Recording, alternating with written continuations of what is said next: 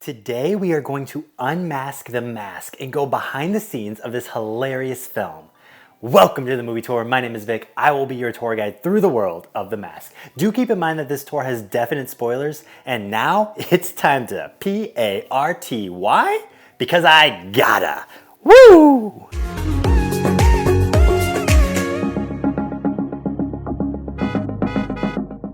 The Mask came out in 1994 and was made on a $23 million budget. The movie fully recouped its $23 million on the opening weekend alone, and overall it made $351 million worldwide.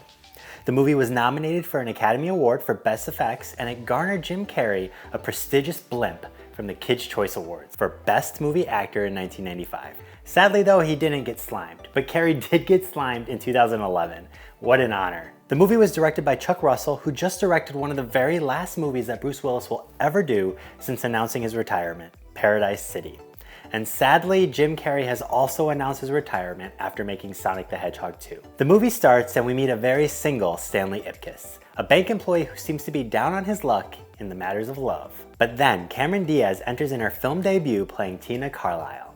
Anna Nicole Smith and Vanessa Williams were also considered for the role. And Diaz reportedly had to audition 12 times for the role before finally landing on it just 7 days before shooting began. How attractive does a girl need to be for you to forget how to use a desk or that a pen doesn't need to be sharpened? All of the blood definitely left his brain during this scene. We see Tina's bag has a hidden camera in it, probably the most obvious giant lens aiming right at the safe. The footage gets shot back to the man behind the planned heist, Dorian Terrell. He's working out of the Coco Bongo Club, and Dorian is played by Peter Green, who in that same year played Zed in Pulp Fiction. Willem Dafoe and Jack Nicholson were both also considered for the role of Dorian. Ipkiss comes to a garage to check on his whip.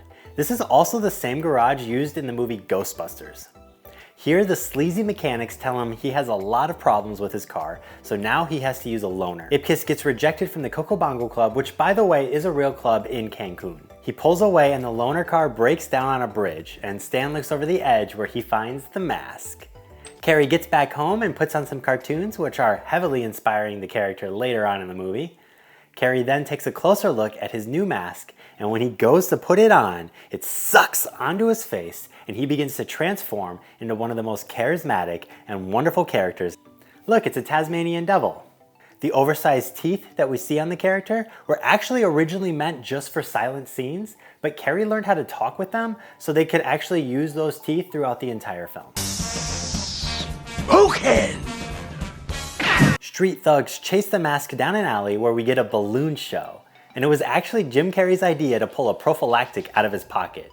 It's a great joke for adults, but it definitely went over my young head when I first saw the movie. He turns one of the balloons into a Tommy gun and starts shooting at them. Jim Carrey's magnetic and charismatic personality was perfect for the role, but there were actually several other contenders for the role, including Nicolas Cage, John Ritter, and even Will Ferrell, who actually was offered the role, but he turned it down. He goes back to the mechanics where they were ripping him off and he gives them a piece of his mind. The next morning, Stanley awakens thinking it was all a dream, but there was a knock at the door. Detective Kellaway is asking if he knows anything about the disturbance that happened the night before. We then see the mechanics with mufflers up their mufflers, if you know what I mean. Now, The Mask is actually based off of a comic book of the same name, which is much more violent than the story that we know today. And let's just say that those mechanics had a much more violent outcome in the comic. Stan goes to work and meets a journalist named Peggy. Peggy is played by Amy Yasbeck, who is known for her work on Robin Hood Men in Tights and Pretty Woman. She was also married to the late, great John Ritter of Three's Company fame. They actually had a child together named Stella. Stanley puts the mask on again, and it's time for another night of fun. It actually took about 4 hours each time to apply the mask to Carrey's face. And this yellow suit is so iconic, but in reality, Carrey only wears it for about 5 minutes on screen. He robs his own bank before the goons can do it, and then we get a performance of Tina at the Coco Bongo Club.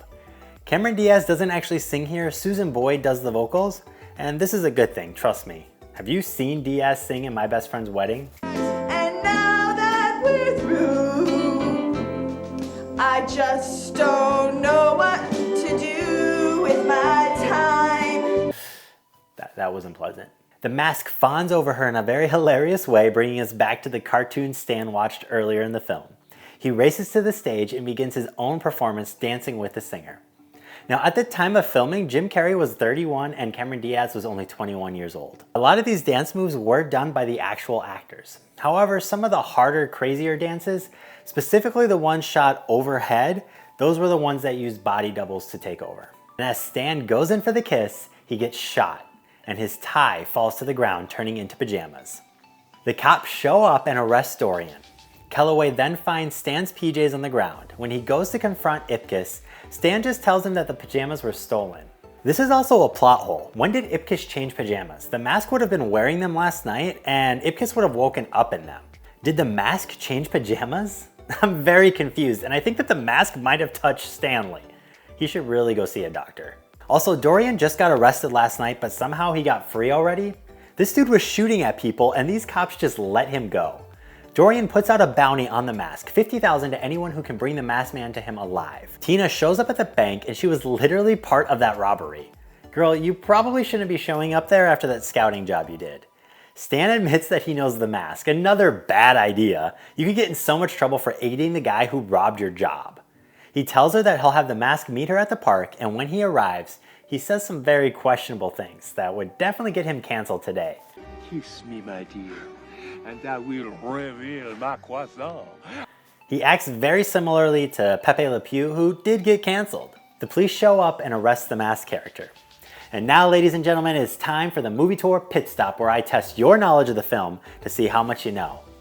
When the cops are emptying out Stanley's pockets in this scene, they pull out a photo of who? Is it A, Kellaway's wife, B, Tasmanian Devil, C, Tina Carlisle, or D, Milo?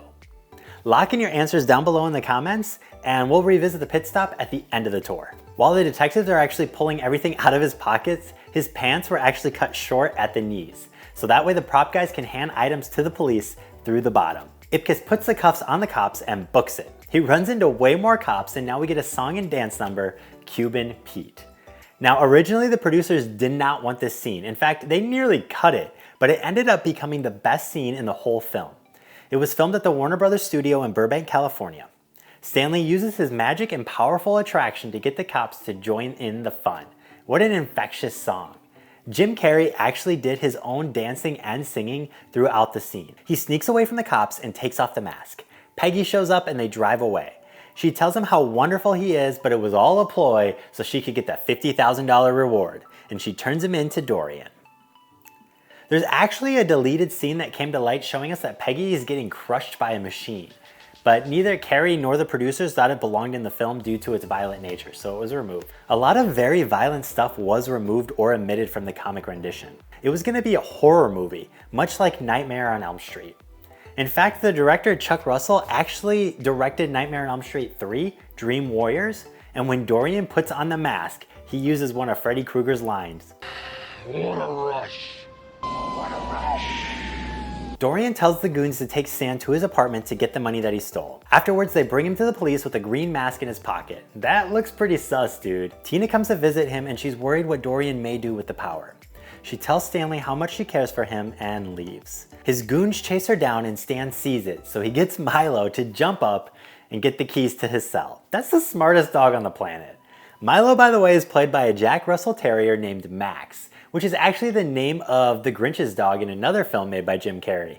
Dorian makes a grand entrance into the Coco Bongo Club and has a gunfight. Bullets fly at Dorian, but he absorbs them and then shoots them out his mouth. Poof, poof, poof, poof, poof. Good thing you're on the other side of that camera, or you might have just got shot right there. Poof, with my bad breath. Whew, somebody needs to brush their teeth. Stan sneaks into the club as Dorian ties Tina up and starts laying some explosives. The timer is set for 10 minutes. Stan gets caught immediately. He is not sneaky at all. Tina asks Dorian for one last kiss from the real Dorian Terrell, so he takes off his mask and goes in for the kiss. Tina kicks the mask and Milo grabs it and puts it on and joins the fight. What a hero! Max the dog actually won a Kids' Choice Award for Favorite Animal Star in 1995. What does a dog do with an award, by the way? Does he just bury it out back with his bones? Stan punches Dorian out and Milo brings the mask to Stan, who puts it back on and scares the bad guys off. The clock is ticking. With 8 seconds left, he eats the bomb. That's a I say meatball.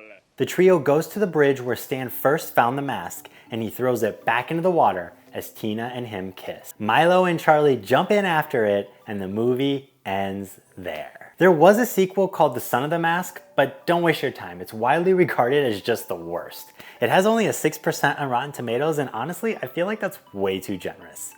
There was also a cartoon that was made based on the film that had 54 episodes. And now let's get back to the movie tour pit stop. The question was, when the cops are emptying out Stanley's pockets in this scene, they pull out a photo of who? Was it A, Calloway's wife, B, Tasmanian Devil, C, Tina Carlisle, or D, Milo the dog? Bazooka? I have a permit for that. Picture of Calloway's wife? What? Uh-oh. Margaret! Did you get it right? If you did, I want you to like the video. Heck, like it even if you got it wrong. Well, ladies and gentlemen, we have reached the end of the movie tour. Thanks so much for sticking around. This tour has been smoking. Was that good? No, it was bad. Dang, man, nobody's as good as Jim Carrey. Nobody.